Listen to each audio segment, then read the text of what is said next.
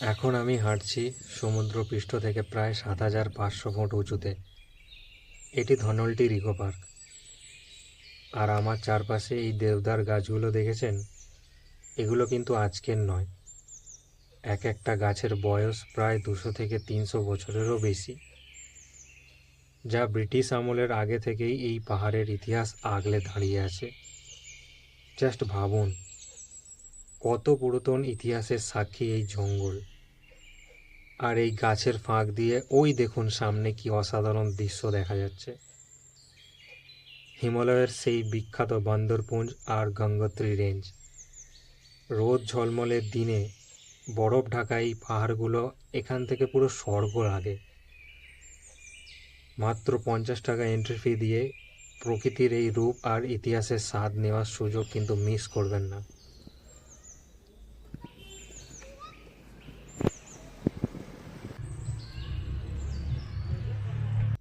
সোজা রাস্তা দিয়ে না গিয়ে এটাই নিজেরটা সোজা রাস্তা দিয়ে না গিয়ে আমি শর্টকাট মারছি।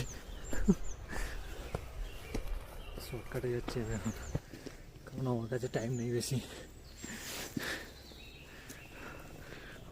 কিছুদিন আগে যখন বরফ পড়েছিল, ধনলটিতেও অনেক বরফ পড়েছিল, তো এখনও ওইখানে বরফ রয়েছে পার্কে।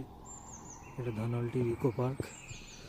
পুরো পার্কে বড় বড় দেবদারু গাছে ভর্তি, বড় বড় হিমালয়ান দেবদারু গাছ খালি। এখন পুরো পার্ক ফাঁকা, কারণ সপ্তাহের মধ্যেখানে এমনি দিন তো, নাহলে এখানে প্রচণ্ড ভিড় থাকে। আমি এই জন্য যেখানে খুশি যেমনভাবে খুশি ঘুরে বেড়াচ্ছি এখন।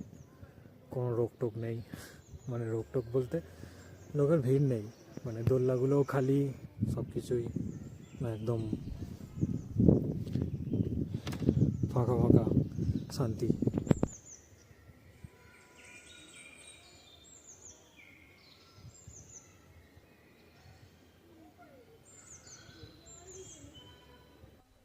আজকের এই সফর আপনাদের কেমন লাগলো?